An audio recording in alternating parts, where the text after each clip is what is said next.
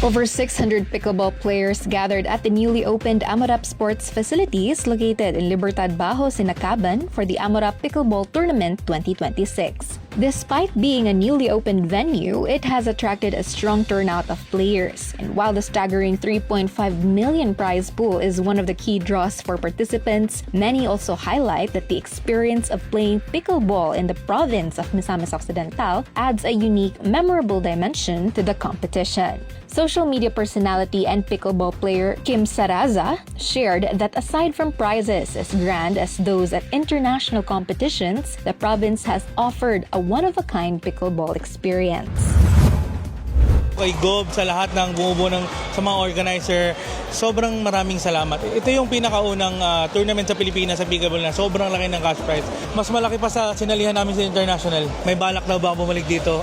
Ang sasabihin ko, wala na akong balak umalis dito. Kung pwede lang, dito na ako tumira. Di ba? Kasi sobrang saya dito. Players came from various places in Luzon, Visayas, and Mindanao, even graced by pro players who have made their names known internationally. Aligning with Governor Waminal's vision on sports development, pro tennis and pickleball player John Arcila and PPA champion Macy Soloni Banez said holding sports tournaments and opening sports facilities are crucial, especially in bringing our youth into the international scene.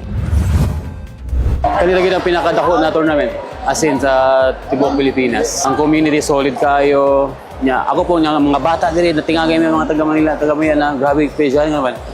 Ang gagaling ng mga bata diri. Baga, so, siyempre kulang na coach nila. Coach, develop ni Go punta mga bata kayo halos tanan mga bata kita ko sa mga duwala gahapon. Maayo na kay manuwa. So man i-develop nila unta nato. Diba kay para makasabay kita sa lain-lain lugar, wala Vietnam, China, iba man lang gina-develop nila mga bata.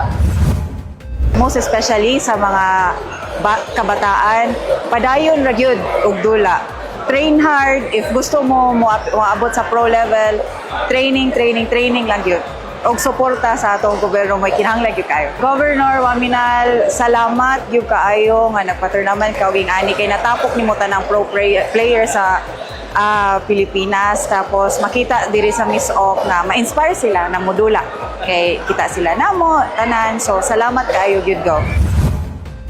Behind the success of the two-day event were the Amorap staff, tournament officials, players, and spectators, as well as the provincial government headed by Governor Henry S. Waminal. Winners of the event expressed their gratitude.